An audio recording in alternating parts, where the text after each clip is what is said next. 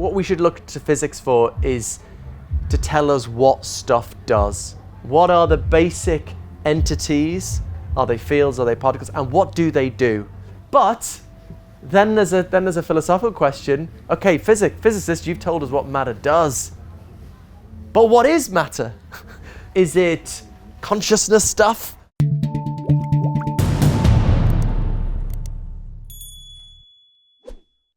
So Philip, you're a leading advocate of Panpsychism and the view that all matter is conscious, and you've been influential in building support for this, what was initially a controversial view.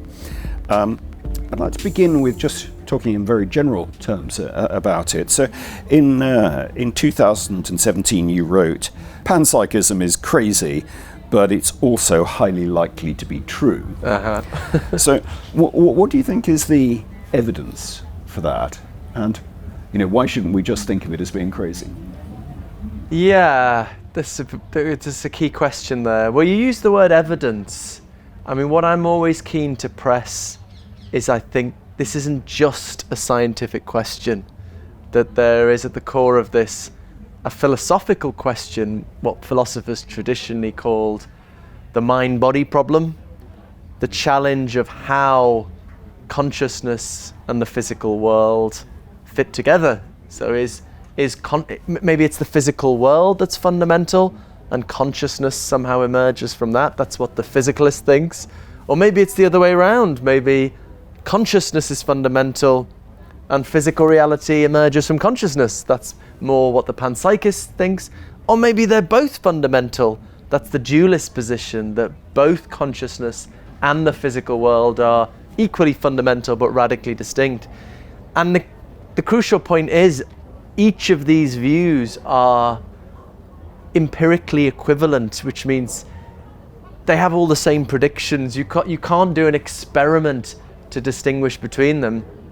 And so at this point it becomes a philosophical question. We just have to evaluate these as philosophical theories. But when you say, so in a way your answer, as I've understood that, is that there isn't evidence, as it were, that you'd want to point to and say, this is why why panpsychism is right, as it were. Yeah. And yet, what then is your argument for adopting the view?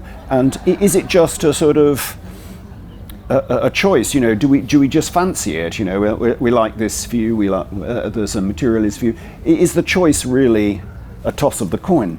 Yeah. So it sounds bad, doesn't it, when you say, "Oh, there's no evidence for it," but I would say also, well, there's no evidence for materialism either. So all of in terms of the scientific data, these theories are indistinguishable. So you might say, well, maybe we should be agnostic, but I think there are ways you can evaluate them, because I think each of these theories, in my view, has explanatory obligations.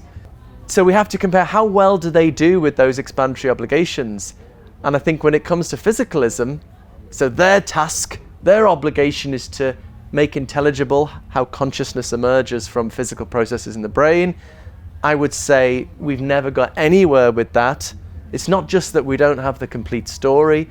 We've never managed to explain a single experience in terms of physical processes in the brain. The hard problem of consciousness has not softened one iota. And also there are pretty compelling arguments that seem to show that it's just not an intelligible project, which we could perhaps go into. Whereas in stark contrast, in terms of the central explanatory task of panpsychism, how do we make intelligible the emergence of physical reality from underlying facts about consciousness? I think we've worked out how to do that. The mysteries have been solved. And this is the influence of Bertrand Russell on these debates. I think we should think of Russell as the Darwin of consciousness. I think he's essentially solved all the mysteries here. So I guess that sort of story that you have there is one in which it makes it look as if there's a right answer. As you say, you think that panpsychism might be true. Now, as you know from the debate we've just been in, I would hold the view that language is not capable of doing that. That's not what it's doing. And isn't one in fact able to raise similar sort of challenges to the counter views to panpsychism that materialists might claim that this is the truth about the world, as it were. Yeah. But when you dig, you can't actually make that add up, because there are lots of gaps in it all the way through. And isn't really the same true of panpsychism, that if we really examine the detail of it, we just get the same sort of gap, different ones altogether, but the same sort of gaps. And I wonder whether you think that now language really can get through this and describe reality once and for all. Yeah, it's a really good question. And I mean, I guess, there's, in terms of this central question of, is there an objectively correct way of describing reality? I suppose I do feel, I must say, this is not something I've worked on so directly, but just intuitively, I do feel that's most plausible when it comes to consciousness. If you think, if someone's in agony, it seems to me that is a very objective fact about reality, that they're in agony. And that way of describing it, talking of the terrible suffering, to my mind feels intuitively very, very correct. And then if someone says, okay, well, we can describe them as in agony, or we can describe them, no, that's the truth of the matter, they're in agony. So it does seem to me we've at least got our best case for language or concepts capturing the world as it is in itself when it comes to consciousness. But then what you're pointing to there, does panpsychism come up with the same gaps that the physicalist faces? What's become known as the combination problem. Okay, even if you have all these conscious particles, how do they come together to form a unified conscious whole? Isn't there a gap there? And this is the central challenge to panpsychism, and it's where the energies of the contemporary panpsychist research program are focused. It's important to say, I think, if you contrast the time and effort that has gone into the materialist program in closing that gap, and it's gone nowhere, we haven't put the same kind of energy and effort into trying to address this gap for panpsychism. So I think there's more of a case for sort of giving it time. You mentioned Russell, but of course Russell was central to the linguistic turn, the realization of the importance of language and the need for us to understand how our theories and language and thought are related to reality. Yeah. And I mean, I would just see Wittgenstein as having demonstrated 100 years ago that a realist theory of language is not possible. It's incoherent. There are other people. In the debate we've just had, I mentioned Putnam, who said that the realist theory of language is just a shambles. And as a result of that, I think that perhaps, like yourself to some extent, there's a case for thinking that quite a few analytic philosophers have given up talking about language, but they've reverted, it seems to me, to somehow thinking, well, language is just transparent. We can still just talk about it. Let's just forget about this language problem, and let's just imagine that we can just talk about stuff. And obviously, I don't hold that view. Where do you stand on that? So I think I'm partially sympathetic to what you're saying.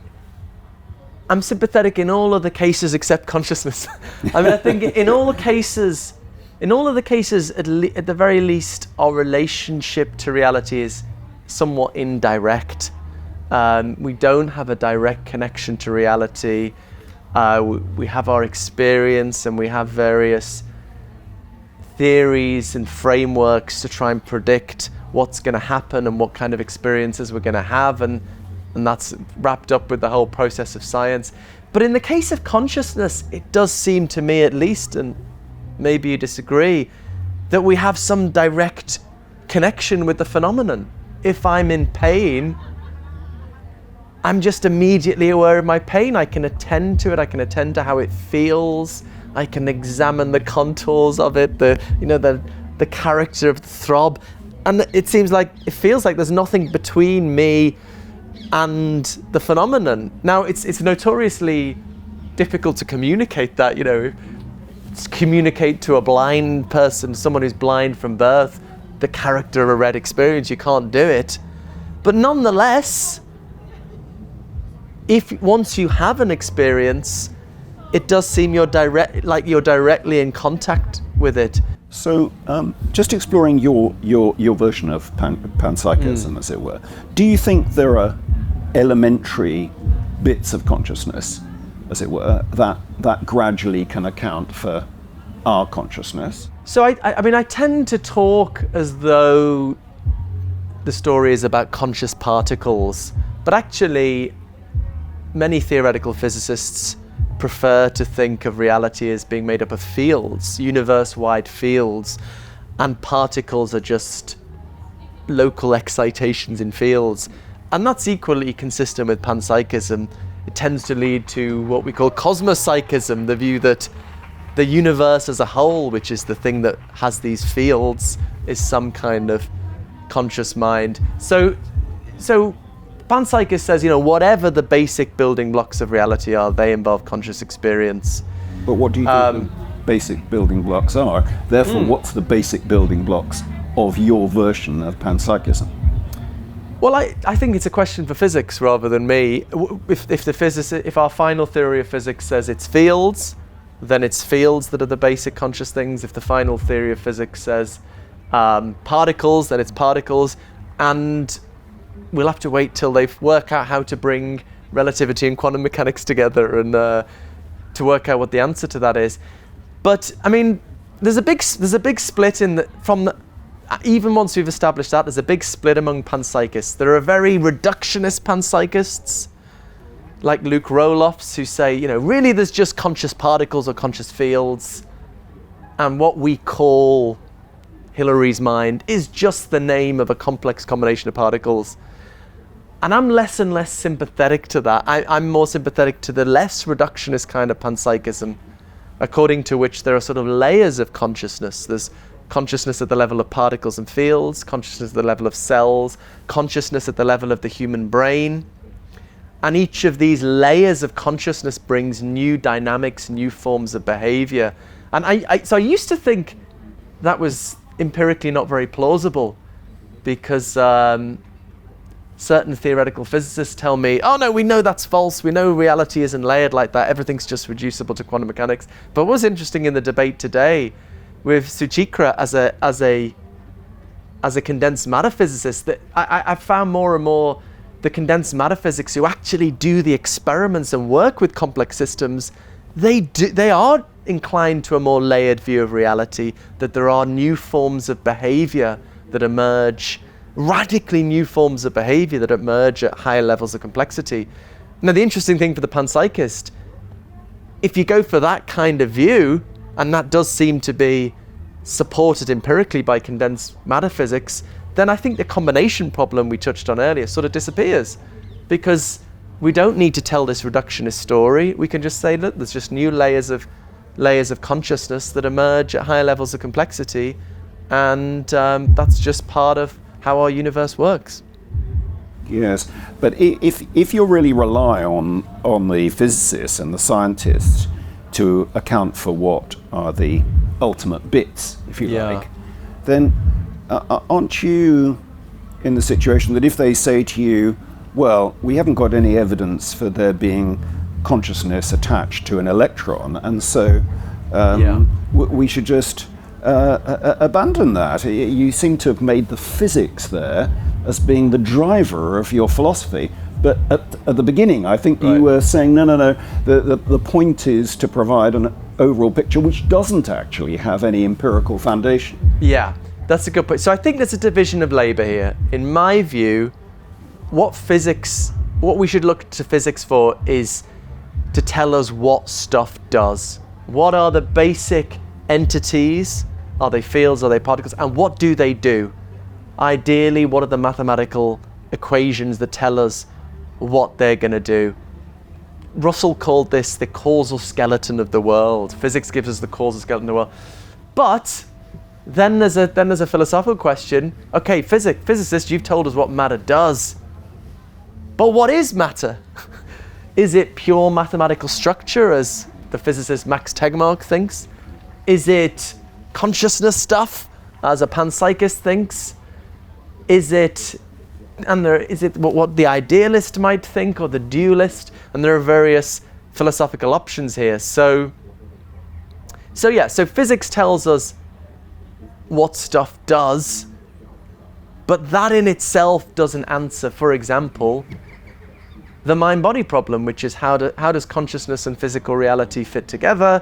Is consciousness first and physical reality pops out? Is physical reality first and consciousness pops out? Would you say then that the primary purpose of the overall story about panpsychism is to overcome the problem that materialism can't account for consciousness? Is that what's really driving you with the story? Well, I wouldn't quite want to put it that way, because that makes it all centered on materialism being the default position. There's just a philosophical question here. Put it this way: what comes first, consciousness or the physical world? And there's no default position there. We just, how do we assess that? Well, the challenge for the physicalist is, can you get consciousness out of physical reality? The challenge for the panpsychist is, can you get physical reality out of consciousness? We just have to assess both of those projects, see which does better. And I think the panpsychist one has made good on its explanatory obligations, whereas the physicalist has never managed to shift the explanatory burden one iota. So there's just a question here that science is neutral on. Which came first, the chicken or the egg? Which came first, consciousness or the physical world? That's not a scientific question, it's a philosophical question, and we just have to try and evaluate the different options. Okay, so a little while ago, about 10 years before you said that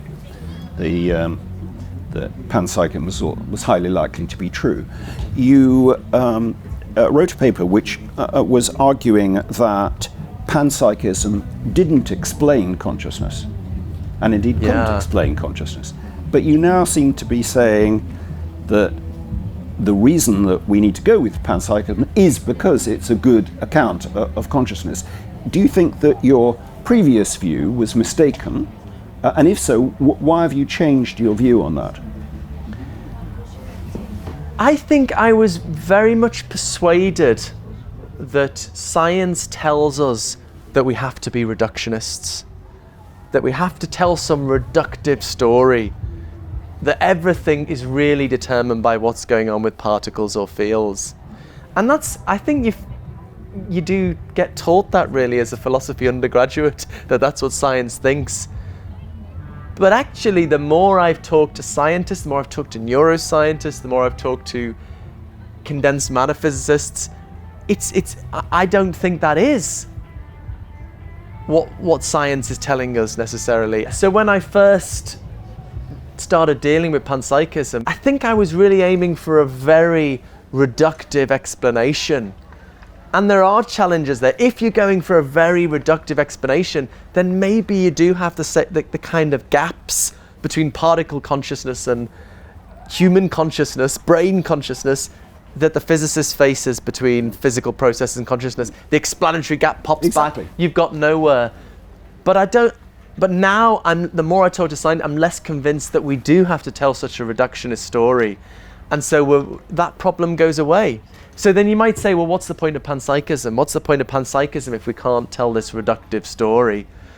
The attraction of panpsychism, what I came to see is that the attraction of panpsychism is that it can account for physical reality in terms of underlying facts about consciousness. And in doing that, it can tell a very simple, elegant, unified story about reality by explaining everything in terms of one kind of stuff, consciousness stuff, and that's why I came to embrace it. Okay, so just stepping back from that way, you are, as I understand it, a practicing Christian, but you say you're agnostic about God. Do you think your overall religious sentiments have played a role in framing your philosophical views? I don't think so. I guess I was raised Catholic, but the Catholicism of my parents was very much about bringing the community together, spiritual practice, shared rites of passage, birth, coming of age, death, and marriage, and so on. And when I returned to religion in my 30s, it was very much that kind of pragmatic need of bringing the community together, spiritual practice.